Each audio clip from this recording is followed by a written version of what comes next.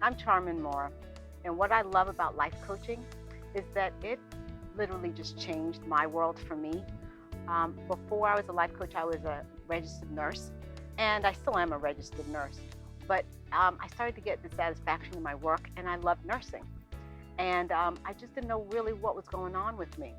But when I went to a life coach, she helped me understand that I had other passions inside of me. She told me that maybe I need to think about becoming a life coach myself. Sometimes people will see greatness in you that you don't actually see in yourself. So the actual school that I went to contacted me years later and said, hey, we want to launch on the East Coast. Would you be interested in, being a trainer? And we could mentor you. And I said, oh, no, I don't know how to do that.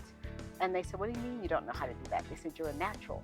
They said, have you looked at your resume lately, So she said, give it a try. So I said, okay, I will. And she mentored me for a year. And then I started training people that aspired to be life coaches. And that was a perfect fit for me. I've always been a trainer, and I realized that. But training people to want to do what I do was the ultimate amazing experience. So I started training in about 2006. And I started just training people that were coming to my programs all over the world. And they were successful. And they were going out and doing their own work on the planet, right? And that is just, and then they stay in touch with me. And I help them move through their own journeys, no matter what it is.